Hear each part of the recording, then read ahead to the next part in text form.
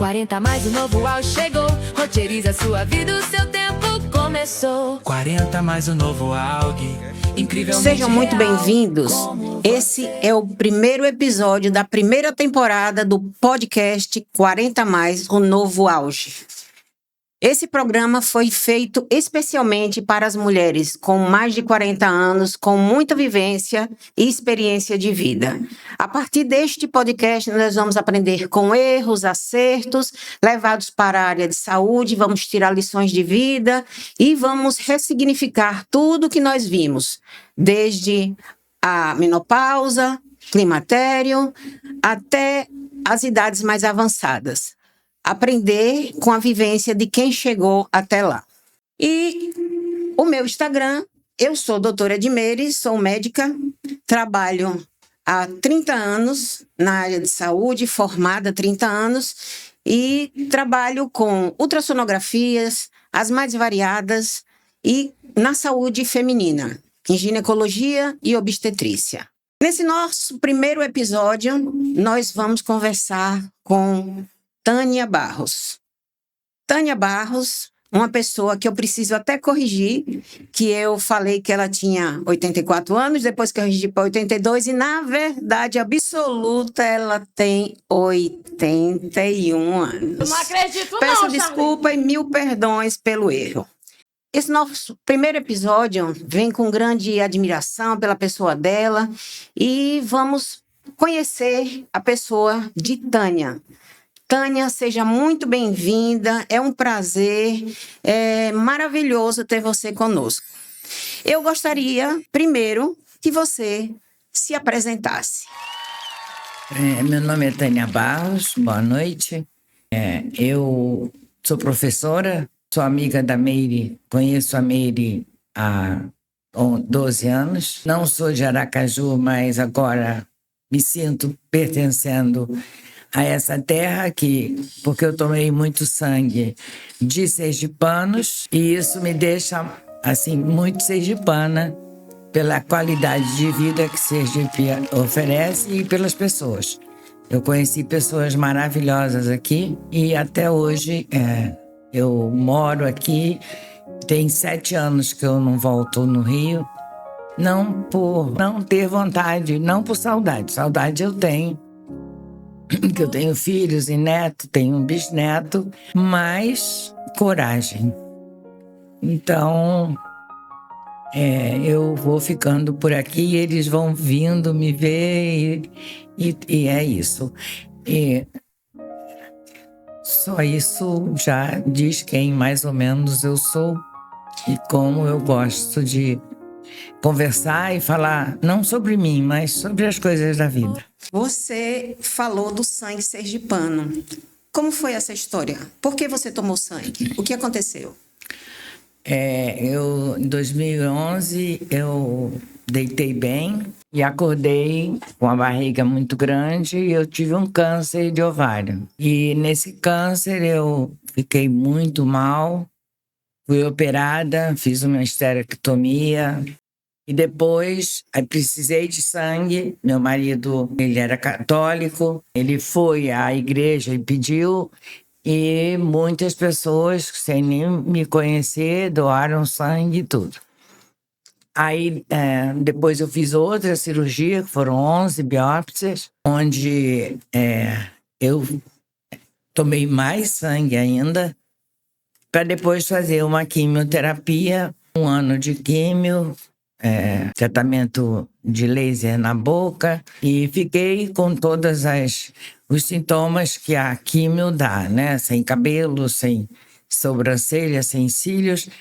E a coisa que mais me doeu foram os meus dentes, que também tiveram problemas. A químio, às vezes, ela dá uma balançada e você tem que extrair. Isso porque o cabelo nasceu, os cílios nasceram, a vida continuou, mas os meus dentes agora eu perdi.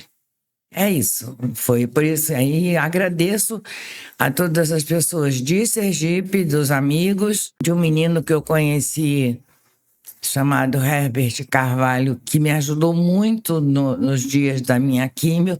Ele, com seus 21 anos, E sua alegria de 21 anos, e eu aos 67, careca, sem cílios, sem sobrancelha, às vezes eu até esquecia que eu tinha 67 e ele 21. Às vezes eu ficava mais nova que ele. Então ele me viciou em bombom, que ele trazia trufa da faculdade para mim, ele fazia enfermagem. Eu cuidava da roupa branca dele e dava lanchinho como se fosse um neto, né? Para mim nem é filho, é neto. Essa é o motivo porque eu digo que eu tenho sangue sergipano. Pegando esse gancho, como nós temos um certo grau de intimidade, nós já nos conhecemos há certo tempo, eu me lembrei, quando você acabou de falar aí do cabelo que caiu, da história da soberba. Sem citar nomes, você poderia me contar novamente essa história? O meu médico, o meu oncologista, ele é um homem muito competente, e eu totalmente fragilizada pela doença, pelas cirurgias e tudo, porque o câncer você leva um soco no queixo quando sabe do resultado. Aí o meu médico me indicaram o melhor, e ele realmente é um dos melhores, se não o melhor, mas ele é um pouco soberbo. Então eu cheguei para ele na primeira consulta, onde ele viu o meu laudo da minha doença, passou a químio e tudo, e me indicou para uma psicóloga, os trâmites legais de uma doença tão grave. E eu, muito fragilizada, com muito medo, falei para ele: doutor, o meu cabelo vai cair? Aí ele falou: vai. Eu falo 4 idiomas, a senhora quer que eu fale em que idioma que o seu cabelo vai cair? Falei: não, fala em português, já falou. Nós somos brasileiros. E passou. Aí eu fiz a químio naquele dia. E meu marido, 2 dias depois, eu fui ao shopping com meu marido. E eu comprei um pocketbook de um assunto que interessava a um médico. E aí meu pai, quando eu era menina, eu que ensinava o dever dos meus irmãos, de tudo. E eu que ensinava o dever dos meus irmãos. E aí uma vez eu falei que tinha que ensinar uns pontos para minha irmã. Falei: poxa, só eu que sou inteligente nessa casa. Aí meu pai, eu tinha pedido um livro pro meu pai comprou o livro e dentro ele botou um verso. Um soneto, pode falar. É um soneto. Se a todos os condiscípulos te julga superior, esconde o mérito e cala-te, sem ostentar teu valor. Vale mais que a inteligência, a constância e a aplicação. Ser modesto, estuda e aplica-te, foge da ostentação. Mas vale o mérito próprio, sentir, guardar e ocultar, porque o verdadeiro mérito não gosta de se mostrar. Aí eu copiei isso, botei dentro do livrinho, embrulhei para presente. Na próxima consulta eu deixei lá de presente para ele. Ele nunca tocou no assunto comigo, nem eu.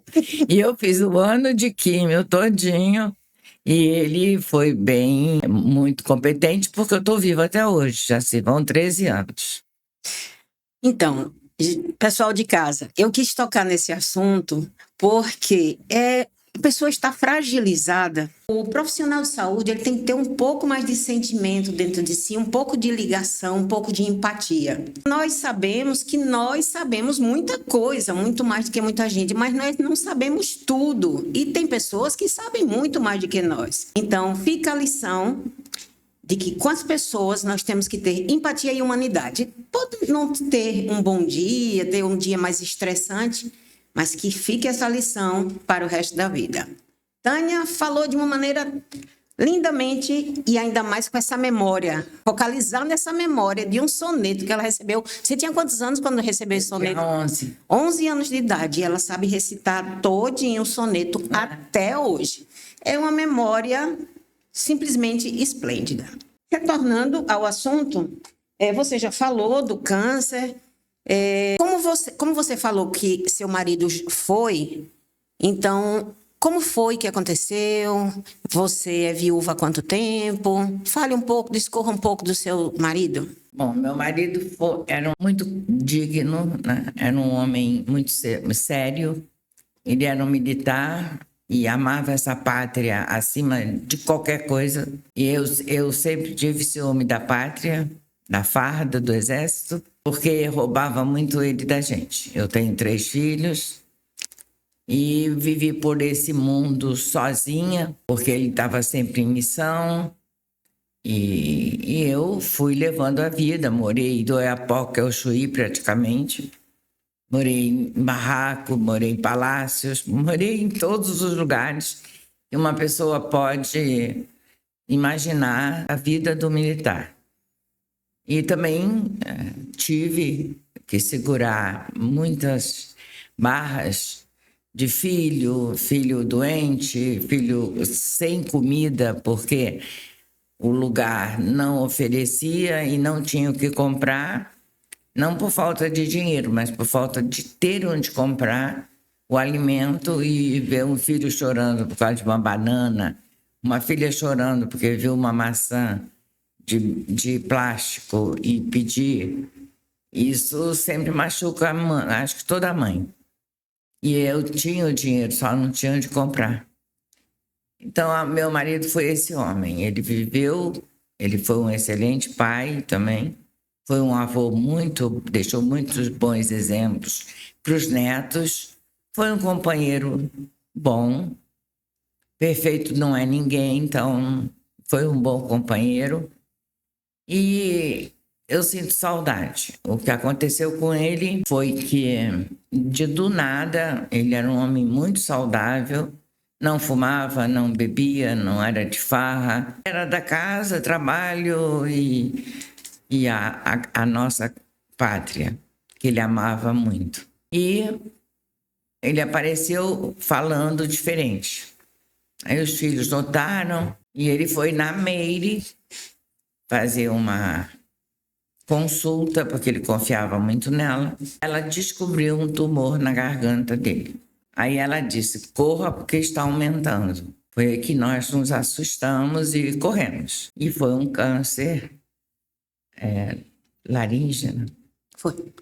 Foi um câncer na laringe. E ele fez químio, rádio, hiperbárica. Ele ficou todo queimado.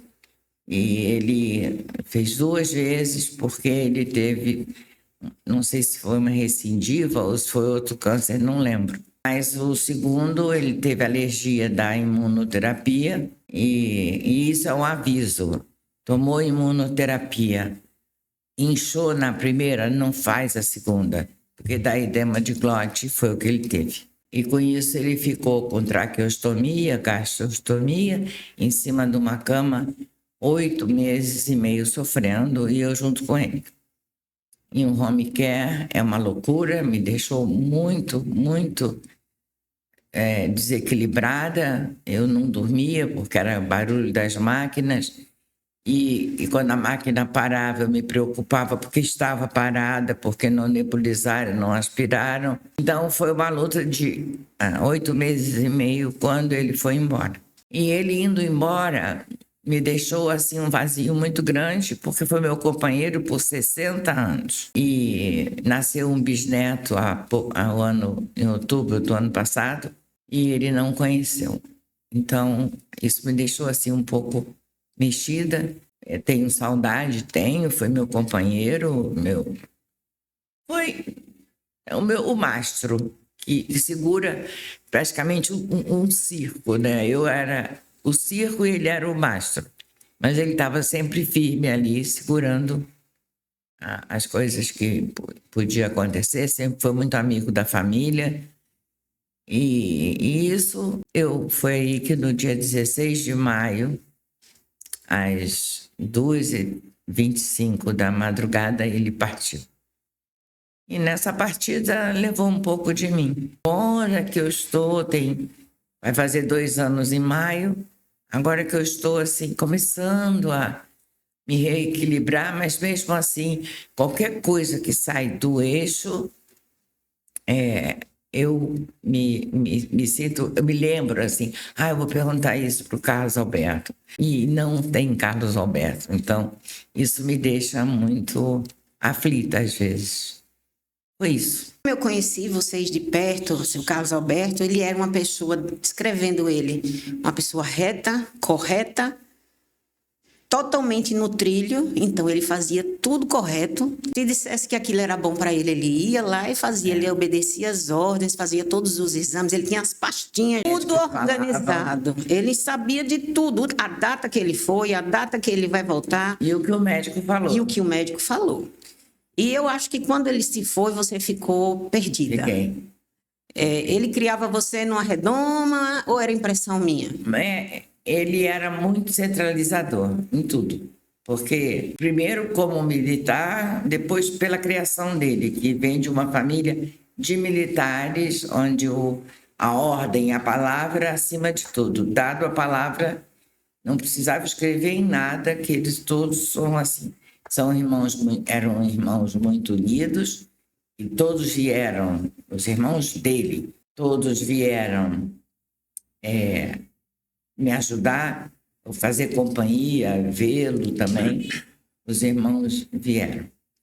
E também teve uma coisa que me machucou muito, que foi uma das minhas irmãs, quando ele foi sedado, que ele não aguentava mais a dor, que eu permiti uma eutanásia assistida. Isso me deixou muito, muito machucada. Porque no pior momento da minha vida, que eu esperava apoio, pelo menos psicológico, e uma palavra amiga, eu ainda fiquei com levei essa culpa, né? Que eu não sou médica.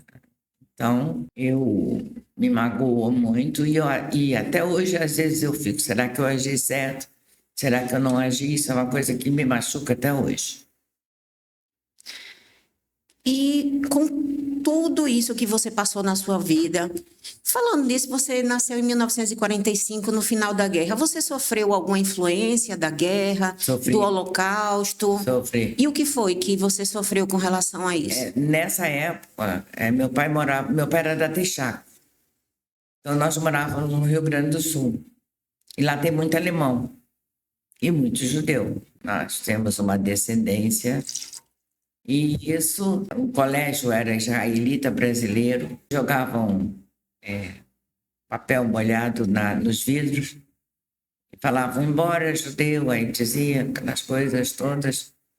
E até eu pedi para o meu pai, me tira do colégio, porque eu me sentia mal de ser perseguida só por nada, porque a raça é a raça mais perseguida do mundo. Desde que o mundo é mundo, os judeus são perseguidos.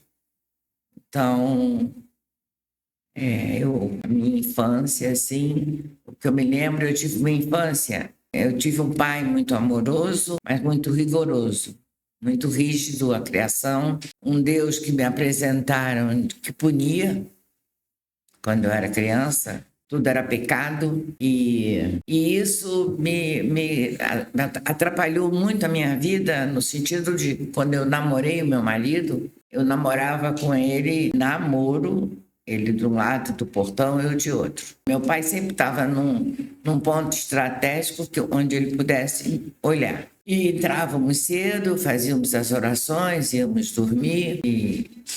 Então, quando eu me casei, eu fui ter intimidade com meu marido, porque eu não tinha nenhuma. E para mim foi muito duro, porque eu me sentia pecando, eu lembrava do meu pai. Então, a minha famosa chamada lua de mel ela não teve nada, porque eu estava achando que eu estava pecando, que aquilo não estava certo, não era assim. Eu sou de uma geração muito que chamava anos dourados, tá? Tinham coisas douradas, os sapatos da gente, os adereços, mas a vida era muito difícil, uma mulher principalmente. Como diziam, não tem que ser honesta, ela tem que parecer honesta. Ser e parecer. Então, roupas, músicas, Isso lá em casa, muita coisa era proibido. E porque meu pai, ele acreditava nisso, minha mãe também. E até hoje, muita gente da minha família segue religiões que são bem difíceis de seguir. Eu não tenho religião. Eu tenho uma fé em Deus muito grande, que me sustenta, em Cristo, que eu passei a acreditar também. Antes eu não acreditava.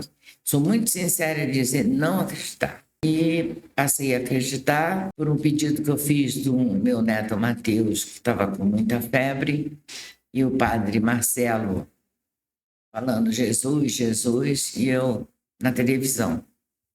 Aí eu falei, Jesus, se tu és tudo o que esse padre está falando, cura meu neto. Ele foi meu primeiro neto, um grande amor. Eu vou procurar estudar sobre o Senhor. E hoje eu dou meu testemunho do que Ele existe. Ele foi tudo e mais um pouco, que acho que a Bíblia nem deu tanto.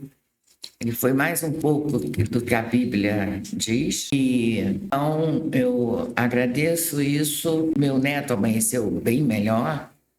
Estava com início de pneumonia. E eu fui me lembrar disso na hora do almoço, quando de novo o padre estava lá, um texto bizantino. Então eu tenho fé em Deus, Pai, Filho e Espírito Santo, só. Mas religião não tem. Hoje em dia, se a Tânia de hoje sentasse para tomar um café com a Tânia que tinha 40 anos de idade, o que é que você ia falar para ela? Eu ia falar tanta coisa, Meire, porque a Tânia de 40 anos, ela era uma sonhadora. Eu ainda acreditava existe isso, mas muito pouco. Eu acreditava que o mundo era melhor do que é. Eu acreditava nas pessoas muito mais que acredito hoje. E eu não tinha religião, mas eu procurava sempre mostrar para os meus filhos, porque eu deixei de frequentar igrejas quando eu casei. Eu me casei aos 18 anos. Não me sinto bem, me dá vontade de chorar, me dá uma angústia. Então, para Tânia, eu diria, pisa no freio, porque você não é imortal e nem inerente a nada. Você pode ter tudo isso que eu tive e mais alguma coisa, perdas. Eu ligava para determinadas coisas, como, eu me lembro bem, uma calça Yves Saint Laurent, que meu marido virou e falou, mas você vai andar com o nome do homem na bunda? Depois eu raciocinei, eu falei, não é que ele tem razão? Para que eu quero essa calça? Nunca mais vesti. Então, essa Tânia ainda gostava dessas coisas. A Tânia de hoje já não é tão crente como era. E acredito no amor, sim, mas não aquele amor que os irmãos têm que amar, temos que amar nossos irmãos. Não, porque de gente bem perto, quando eu mais precisei, 2 vezes. Eu perdi um filho e quando meu marido se foi, a família mesmo, ninguém me deu o apoio. Então, eu não acredito nisso, o sangue não fala, não acredito em sangue, é sangue do meu sangue. Não, essas pessoas que me doaram sangue aqui, acho que são mais meus irmãos do que os próprios irmãos paridos pela minha mãe. Porque eles seguem uma linha de religião que eu, Tânia, não é que eu não concordo, não me satisfaz. Então, como cristã, que eu sei que sou, eu só acredito no que acabei de falar. E para a Tânia eu dizia, pisa no freio, você não é tão... que eu era muito saudável, eu fazia tudo, eu aguentava tudo, eu viajava, eu acompanhava sempre meu marido. Eu dizia para ela pisar um pouquinho no freio. Certo, beleza. Qual foi a maior alegria da sua vida? Qual foi o fato que lhe deixou mais feliz? O fato que me deixou mais feliz? O nascimento da minha filha mais velha. E A primogênita, né? é, quando eu era muito só, porque o Carlos Alberto vivia muito no campo, em missão. Quando ela chegou, eu não me senti mais só. Tanto que ela falou muito cedo. Ela fez tudo muito cedo, porque eu estimulava muito, porque eu conversava muito com ela, eu cantava para ela. Então, o nascimento da minha filha e depois do Mateus. 2 nascimentos. 2 nascimentos. E com relação à perda de um filho que você falou, como foi? A perda de um filho foi também um médico. Meu filho nasceu, ele precisou de oxigênio um tempo lá depois. E eu falei, doutor, ele precisa de oxigênio. Aí ele, justamente, os médicos. Por isso que eu tenho problema com médico. Me desculpe falar. Mas eu falei, doutor, ele precisa de oxigênio. A senhora é médica? Eu falei, não, sou mãe. E 24 horas depois, meu filho estava morto. Para mim, foi uma punhalada. Perder um filho é perder um pedaço de você. Tem até uma música que é Pedaços de Mim. Eu me lembro que ela foi gravada primeiro pela Nara Leão. E eu estava passando, nessa época eu morava em Fernando de Noronha, e eu escutei essa música. Então, eu dediquei essa música a ele, porque é um pedaço da gente que vai embora. Como foi que você lidou quando foi chegando o envelhecimento? Como foi que você lidou com a idade que passa? Eu lidei bem. Eu fui ficando velha. Só isso. As coisas que eu gostava, muita... Também o câncer me deixou muito medrosa, né?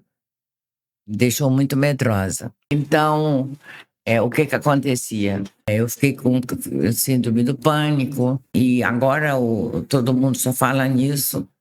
Então, isso me deixa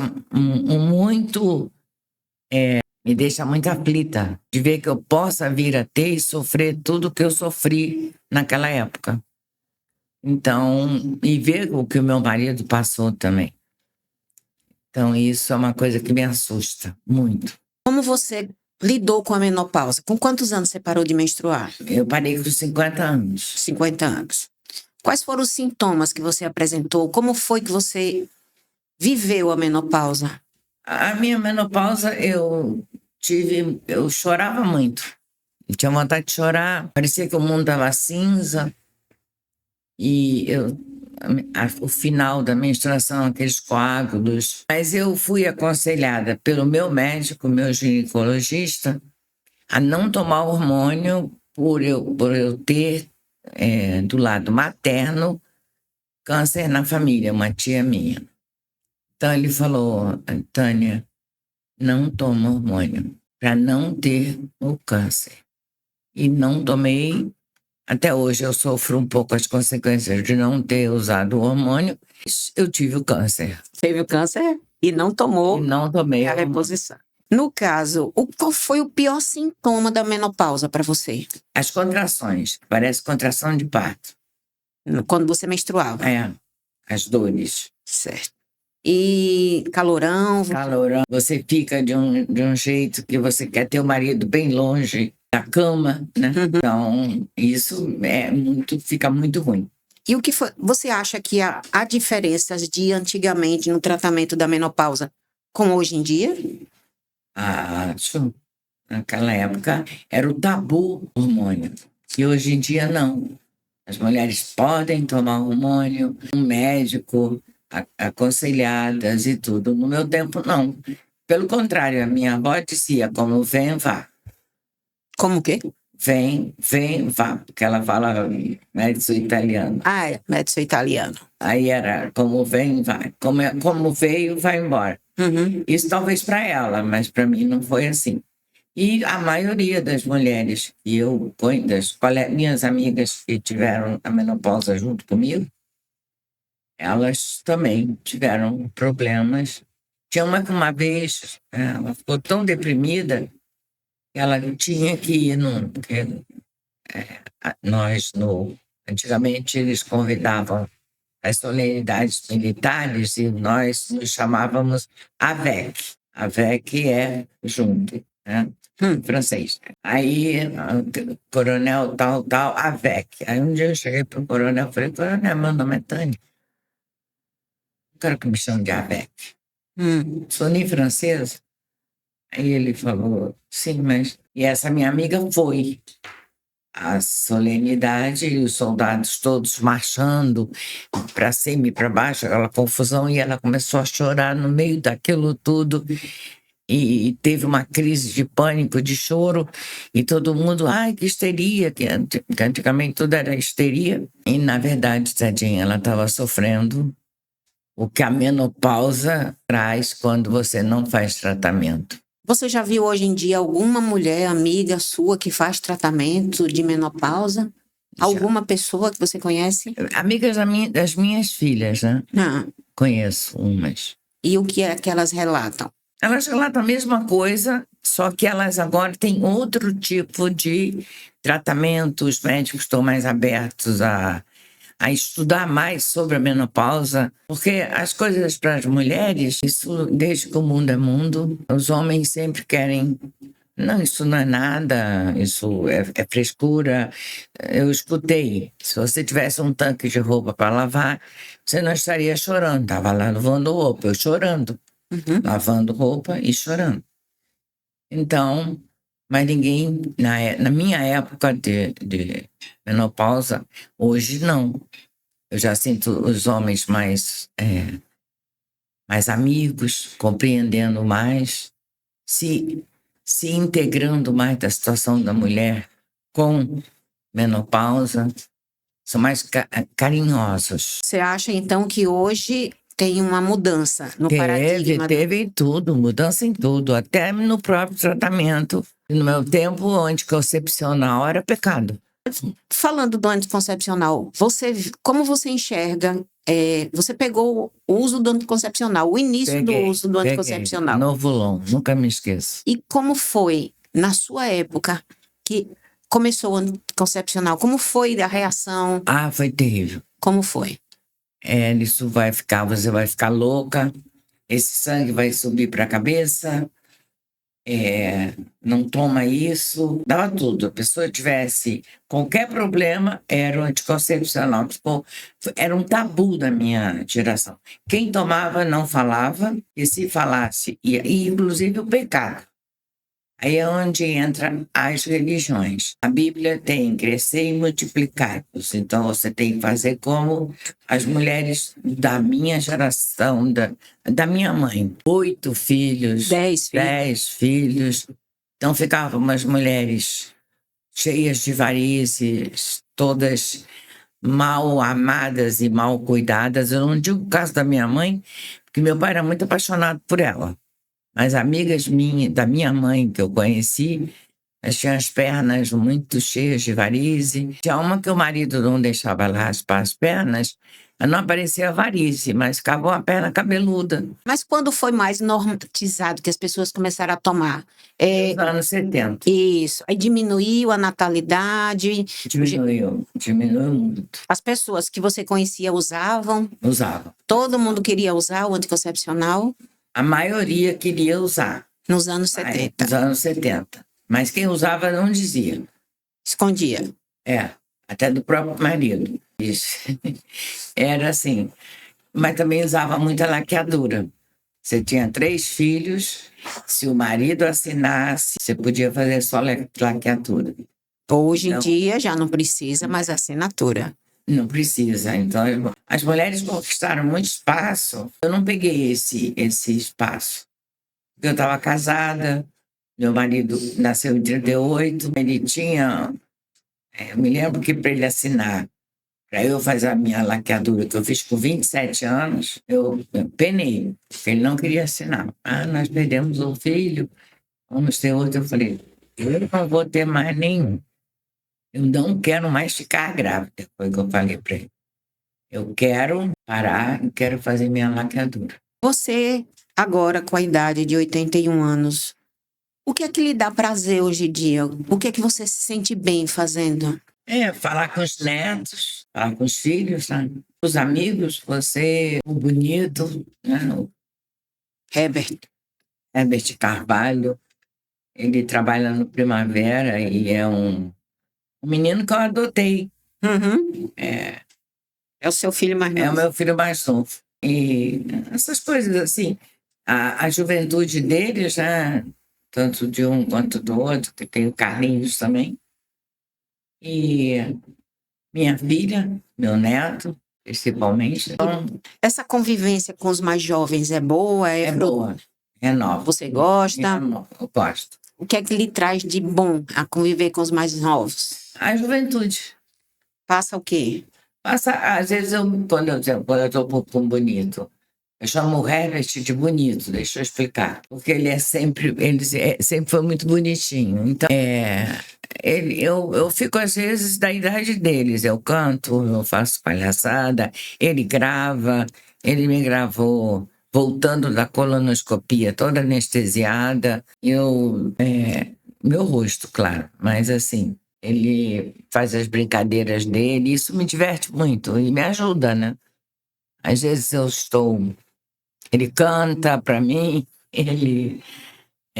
então é uma pessoa assim que eu amo mesmo e que me faz bem. Você também, Meroca. Agora você é mais o meu carro de bombeiro. Você é tão ocupada, é filho, é consultório, mas é meu carro de bombeiro. Se eu tenho qualquer coisa, E eu tô junto, viu? e ela Quando precisa, eu tô lá. ela corresponde. Quando apareceu os seus primeiros cabelos brancos, você ficou nervosa, ficou ansiosa? Não, eu nem vi, porque foi justamente quando meu filho tinha ido embora. Aí eu nem vi que eu estava com cabelo branco. Mesmo porque onde eu morava, que foi Fernando de Noronha, eu não tinha tinta para vender. Aí uma amiga minha chegou e falou: Tânia, você deixou de pintar o cabelo tem tempo? Aí eu falei: cabelo, você tá cheia. Ela falou. Eu falei: não tem cabelo branco. Eu me olhei no espelho, porque Noronha também não tinha. A luz era muito. Eu também com 3 filhos ocupada, na verdade eram 4.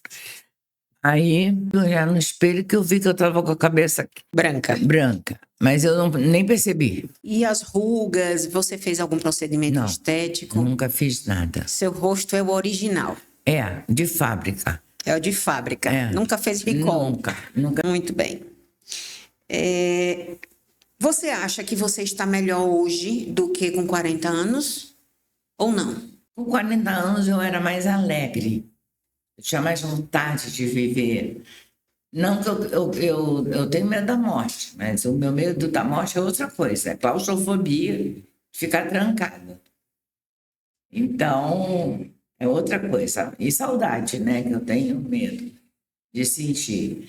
Mas eu era mais alegre. Uhum. E também a perda do Carlos Alberto me deixou assim, muito. Porque antes eu dizia: paizinho, eu quero ir a tal lugar. Ele me levava. Quando eu parei de enxergar de uma vista, numa cirurgia, não com sucesso, então eu parei de dirigir. Então ele comprava tudo, ele via tudo. Me levava: eu vou ficar sentado aqui no café e você depois vem aqui e a gente se encontra. Então isso me deixou assim um pouco, porque a minha filha, a Fernanda, ela é xerox do pai. Então, assim, às vezes eu vou pegar um Uber, ela: não, mãe, eu te pego.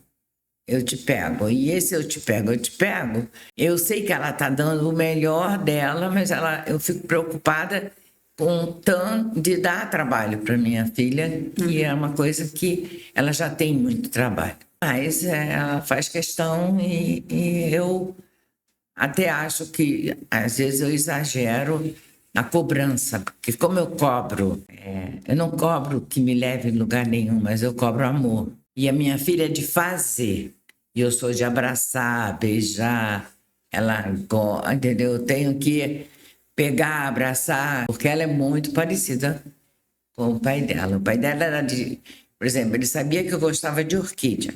Então, ele comprava a orquídea para mim. Eu sabia o dia que eu ia ganhar minhas orquídeas e os meus perfumes. Ela é igual, mas assim, abraço, essas coisas. E eu sou de abraçar, de beijar. Eu fui uma mãe melosa, E não tenho filhos melosos, porque eles são todos, puxaram muito o lado do meu marido. Você viveu numa comunidade totalmente controladora. É. Saiu do seu pai controlador, autoritário, Isso. para o seu marido autoritário. A criação. Ele sempre foi. Se ele dava a palavra dele, por exemplo, eu não quero saber de mentira. A pior verdade é melhor que uma mentira. Porque se eu souber, o castigo vem. Ele pensava assim, eu também pensava. Então, eles são assim, eles não mentem. Então, apesar de serem controladores e autoritários, mas seu Carlos Alberto era uma pessoa maravilhosa. Era. E Fernanda também E é uma muito- pessoa é uma maravilhosa. Eu estou falando do contexto que você é totalmente diferente das pessoas que você conviveu. né? Né? Você é uma ilha. Eu sou. Eu Numa- já me senti muito assim. Mas, agora, eu já não é importante. Antes eu era, dá um beijo na mamãe, dá um beijo, me dá um abraço. Agora, eu já deixo viver, porque a vida, às vezes, do nada, você vê, eu me deitei completamente boa, eu fazia tudo, eu tinha brincado com meu neto na piscina e amanheci com uma barriga, um tumor que estourou dentro de mim, um tumor cancerígeno, né? Então, a vida é muito curta e tudo é muito rápido. E você contraria todas as estatísticas. Eu contraria todas. Você é a pessoa do contra. Você é tabagista. Sou. Já fuma há quanto tempo? Na verdade, eu fumo há 50 anos. Somente 50 anos. Teve o câncer, venceu o câncer. Fumei durante a quimio, isso não é exemplo para ninguém, por favor. Vamos fazer um adendo aqui, que esta pessoa estava internada no hospital e fugia Fugir para fumar. para Não fumar. acredito não, Charlie. Essa pessoa fugia e tinha todo mundo que correr atrás dela, porque ela... Não, ligaram pro Herbert, falaram, Herbert, que eu sou vó dele. Tua avó tá fumando lá na portaria. Eu tava com aquela roupa de hospital. Eu fugi. Como eu consegui fugir, eu fugi. Aí tinha um colega que também estava sofrendo muito, que foi um colega de hora, de momento. Eu só tenho fogo, eu tenho. Aí acendi o cigarro dele, ele é a minha mulher. A minha mulher tá muito mal. Eu falei, quem tá mal sou eu. Ele está? Não parece. Eu falei, mas eu estou internada. E a senhora fugiu? Eu falei, fugi. Daqui a pouco vieram a tropa de elite me pegar, me levar para o quarto. Sua relação com a medicina, me descreva ela, essa relação de amor e ódio com a medicina. A medicina, eu conheci médicos maravilhosos. Conheci o Dr. Ruiter de Maria Boatê, um homem que se dedicava à medicina. Conheci o Dr. Dionísio, que foi o médico que eu tive meus filhos, foi médico da minha mãe. Pessoas dedicadas que faziam da medicina um sacerdócio. Você faz isso muito bem. Você é um apoio que a gente, quando precisa, eu chamo o carro de bombeiro, porque é no incêndio que a gente chama o bombeiro. E também quando fica preso no elevador. Então, você é assim, você faz da medicina a sua meta, o conhecimento, você procura o conhecimento. E você tem compaixão e amor pelos seus pacientes. Então, isso é muito importante no médico. Porque achar um médico que te diga, você vai morrer daqui a não sei quanto, tem. Tem, porque eu já ouvi isso. Agora, você não. Ontem mesmo você me tirou de um sufoco que eu estava me achando muito mal e quando você saiu eu estava curada e você não fez nada, só fez um exame. Então, agora o meu problema com o médico é o seguinte, eu tive um episódio na infância, a primeira infância, e eu tive uma doença muito grave. Então, toda vez eu fiz um tratamento com penicilina, E naquela época não era, eu tinha 6 anos, então a penicilina não era. Então, o tratamento para uma doença daquela, que era uma doença infecto-contagiosa,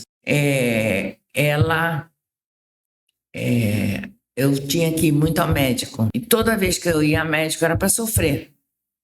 Talvez meu medo de hospital, a roupa branca que o médico usava, acho que isso gerou em mim um pavor.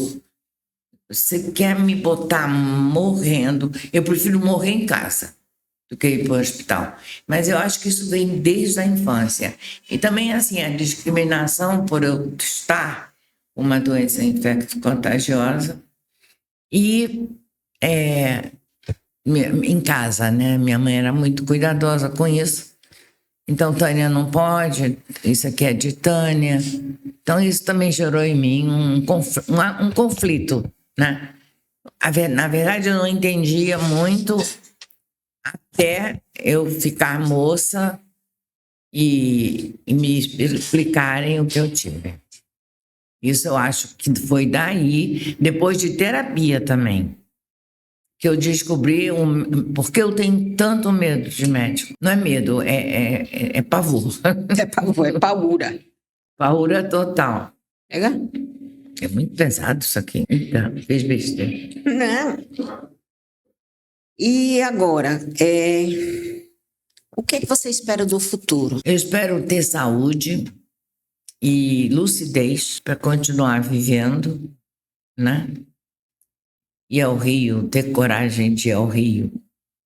Ver o Nico, meu bisneto, matar a saudade dos netos e vivendo a minha vidinha do jeito que dá, porque...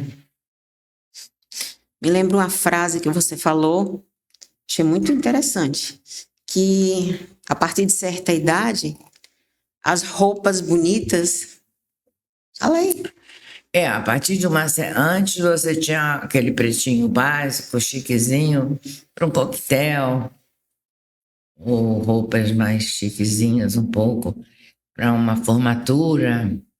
Formatura que eu falo é formatura militar. Porque eu vivi muito o lado militar da vida.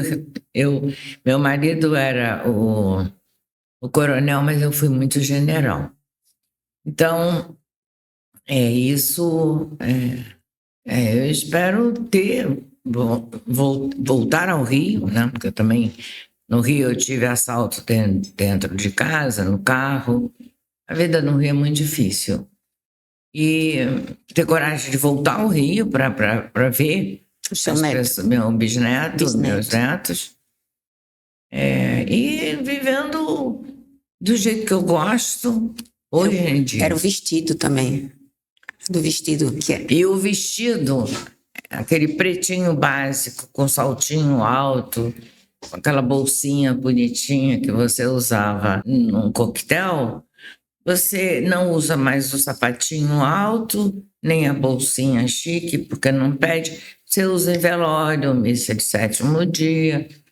Ou então, quando você vai encontrar com as meninas, e todas têm mais de 80, quem não tem está chegando, aí você vai... será que eu tô gorda? Será que isso aqui tá apertado? Não, mas tá bom, dá para... Aí você bota um chale e vai. Achei interessante você falar que é para missa de 7º dia ou para velório, né? Que é a roupa nova agora.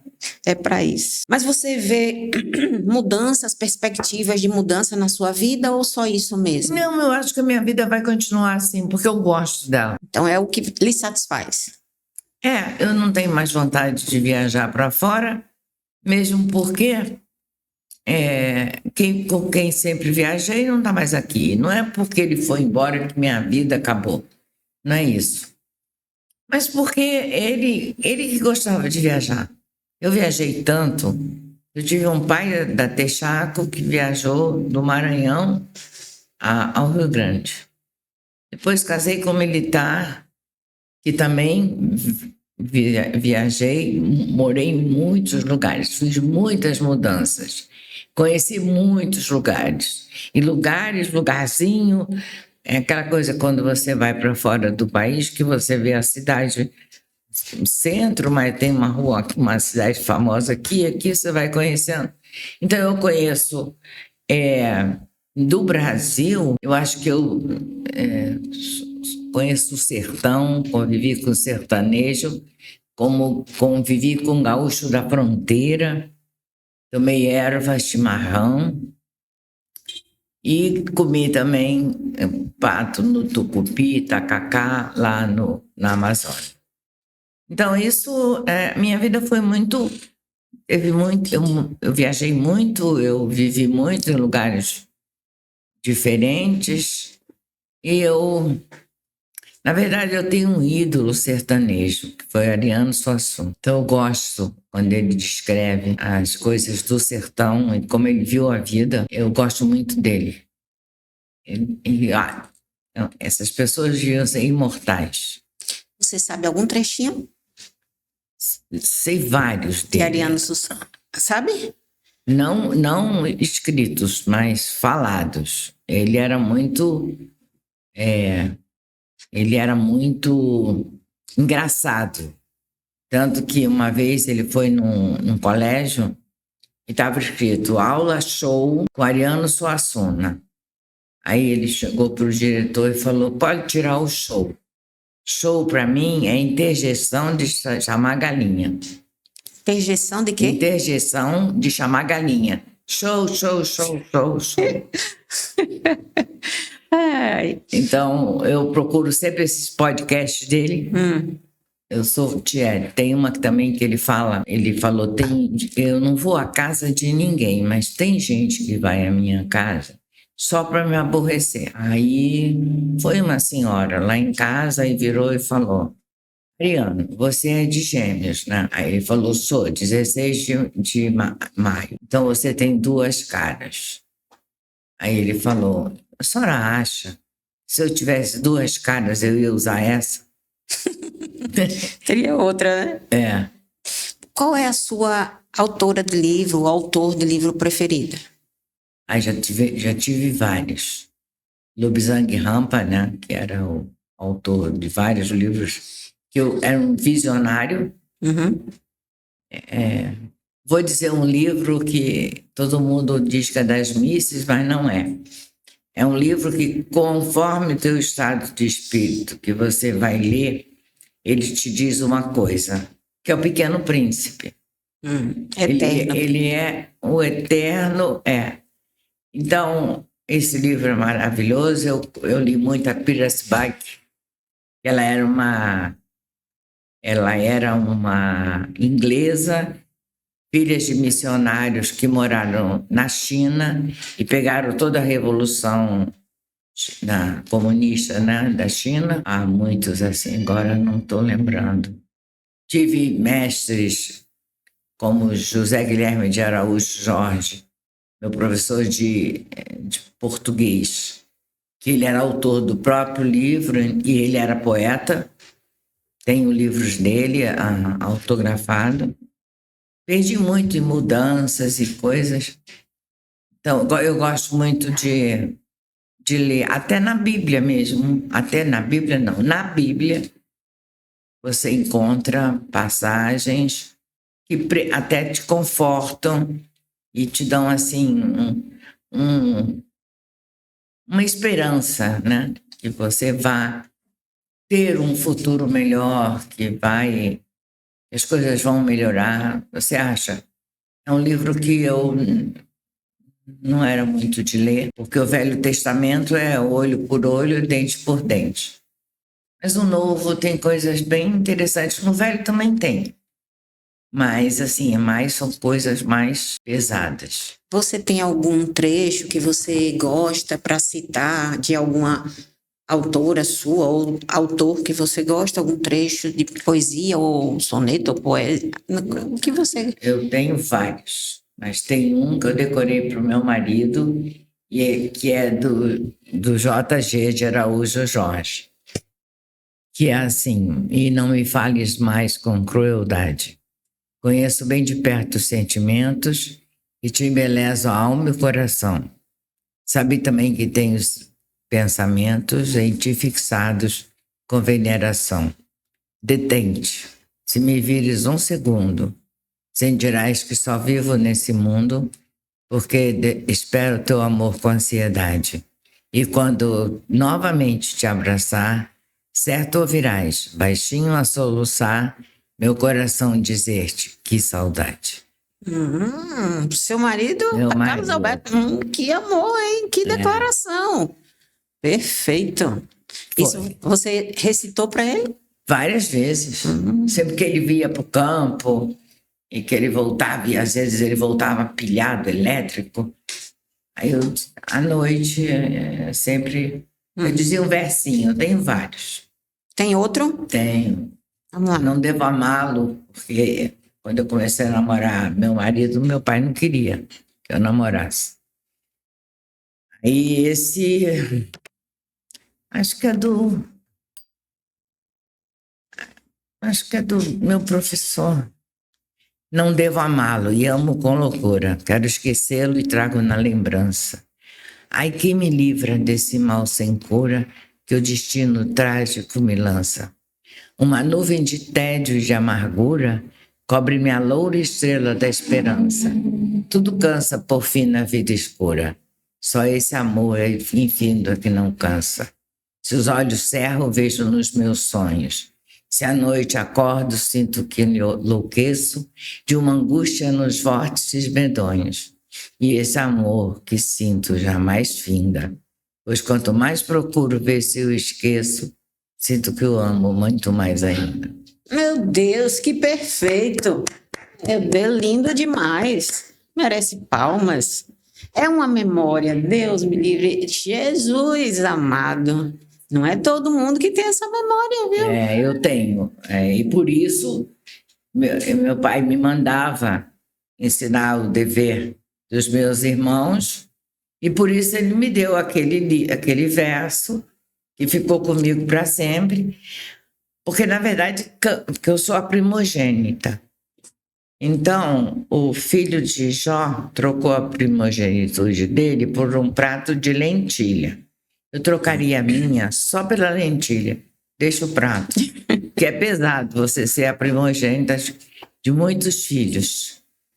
Então... É a segunda mãe, né? E você se acha na obrigação, você leva aquilo, machucou um irmão seu, está machucando você quando não está.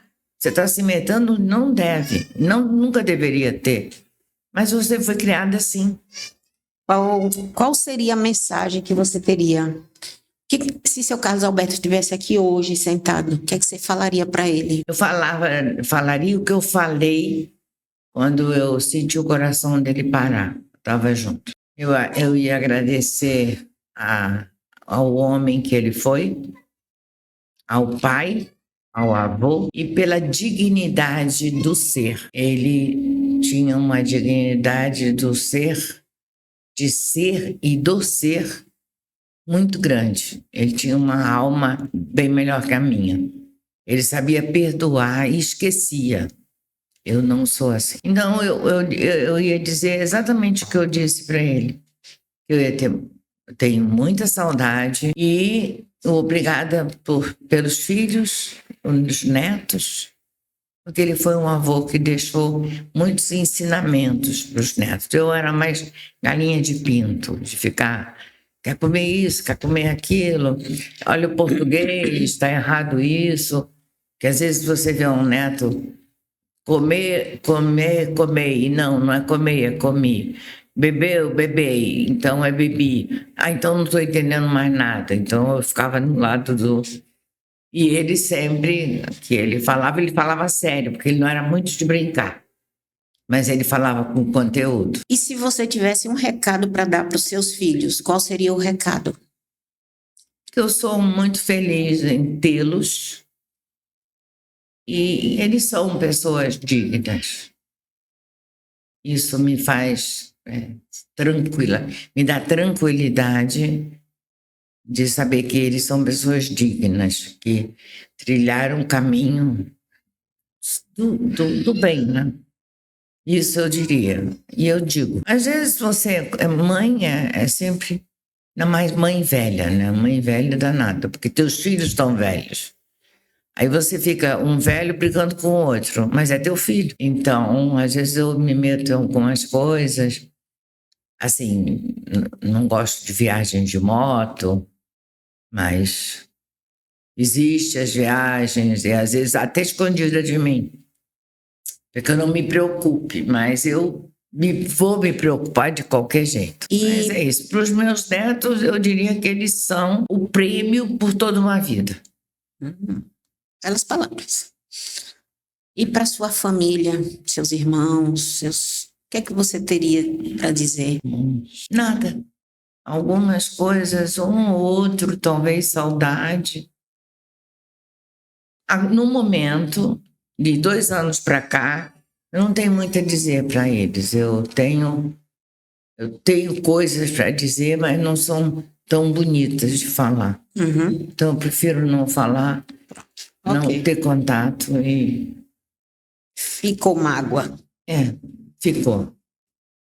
Muito bem. Então, vamos passar adiante. Você, com o que você viveu, com o que você passou, você aconselha as pessoas, as mulheres, a se cuidarem mais? Muito mais. Você aconselha? Aconselho e digo, é uma condição sine qua non para que elas possam ter uma vida, uma velhice e uma menopausa melhor. Eu aconselho e minhas filhas, né? Minha filha, há coisa de 2 anos, ela sempre ia ao ginecologista, fazia os exames, e ela descobriu, esconderam de mim, porque meu marido tinha ido embora. Ela descobriu um câncer de mama, onde ela operou. Ela fez aquele quadrante, também um nódulo na axila, e ela fez rádio. Quadrantectomia e o sentinela. E ela está fazendo agora um tratamento que é imunoterapia por via oral. Mas isso, assim, me deixou muito preocupada. E eu me preocupo até hoje, né? Para quem, ultimamente, eu tenho pedido muito a Deus que não volte isso, né? Porque isso para mim, é bem difícil. Seus pais morreram de câncer também? Não. Meu pai teve uma trombose mesentérica, porque ele era gordo, glutão e diabético.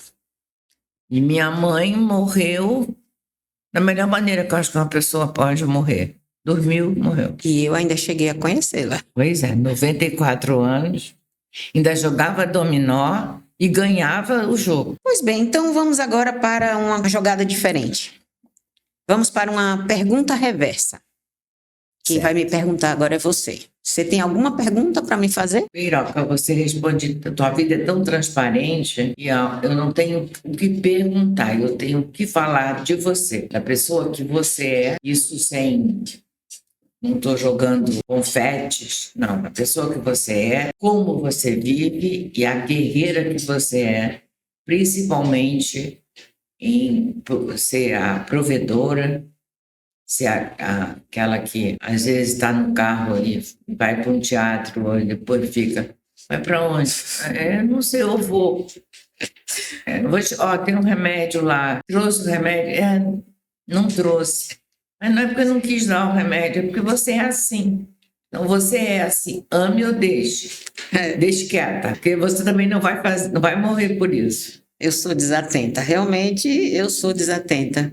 Então, perguntas para você, eu tenho que louvar essa nova médica que você se tornou aos 50 e poucos anos. Está com podcast, consultório diferente, vida mudando, dando plantão em outro estado, como um estado grande e muito difícil de viver como São Paulo. Então, essa Meire guerreira, você por ser filha única e tudo, é uma coisa que me deixa muito feliz por tudo que você já foi para todos nós. Mas perguntas eu não tenho. Ok, muito bem. Então, nós vamos ao fechamento do podcast, vamos a algumas explicações aqui com relação a Tânia, a nossa convidada.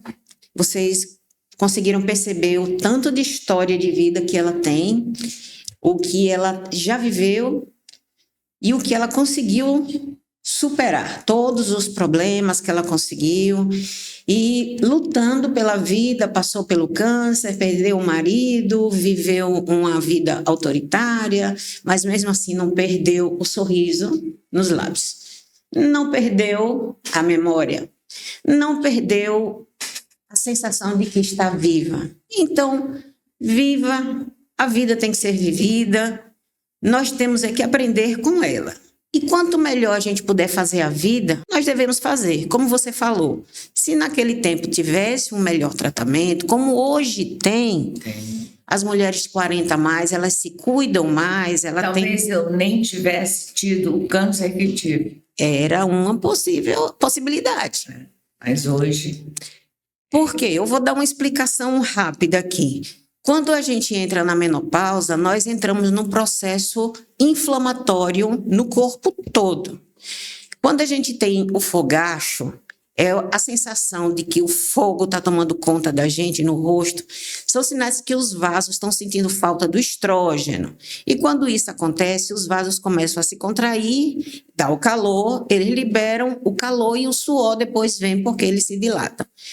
Nessa dança de vai e vem, que tem gente que chega a ter mais de 40, 50 fogachos por dia, os vasos vão começar a ficar doentes, inflamados. E nessa inflamação, vai começar a inflamar a camada de dentro dos vasos, o endotélio, podendo levar a infarto, a derrame, hipertensão, depressão, que é o frog mind, que é a mente como se fosse uma névoa, porque diminui o sangue para o cérebro, diminui o sangue para a tireoide, diminui o sangue para os rins.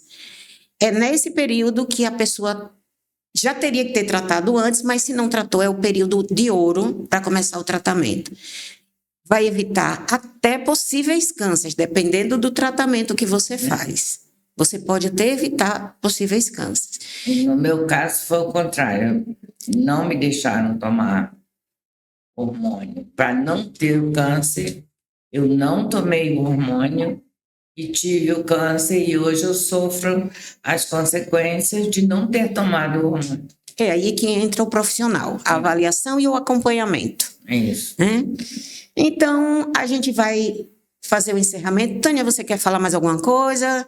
Eu só quero falar o seguinte, uma coisa que eu acho, e eu digo isso pelos meus netos, né? Porque filhos, eu digo isso e dedico ao Nico, meu neto, meu bisneto, que a vida nenhuma valia tem se não é vida vivida em prol da vida de alguém. E é para vocês que eu dedico esse podcast, que é mais ou menos a vida da vovó e da Bisa, e eu os amo muito. E muito obrigada, Meire, por me dar essa oportunidade.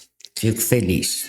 É esse o propósito do podcast, dar voz a quem não tem rede social, quem não vai para as ruas, que não faz parte de nenhuma associação e que tem muita coisa para contar. Você é um tesouro em pessoa, é um baú cheio de história. Como você, muitas outras pessoas estão por aí e que podem participar do podcast também.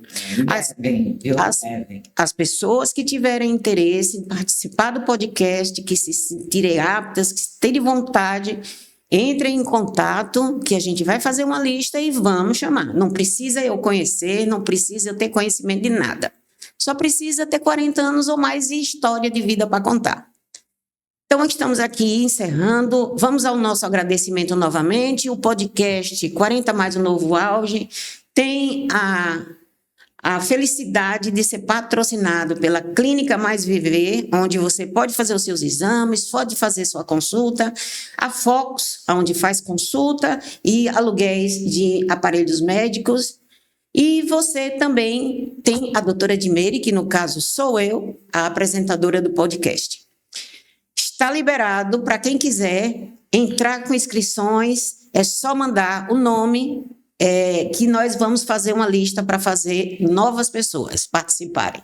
Eu agradeço muito a participação, agradeço muito, espero que vocês tenham gostado, que a figura que veio é uma figura maravilhosa. E eu tenho uma coisinha para falar sobre garota propaganda. É na Clínica Mais Viver que você encontra tudo para você, de saúde e alegria. Muito bem, olha a jabazinha aí, ó. Muito bem, gente, eu agradeço, estamos aqui e semana que vem nós vamos estar lançando ao ar, na terça-feira à noite, o vídeo do podcast. Muito obrigada. De mulher pra mulher, a vida real como ela é. Erros, acertos e o que a gente quiser. 40 mais o novo auge chegou. Roteiriza sua vida, o seu tempo começou. 40 mais o novo AUG, incrivelmente real como você.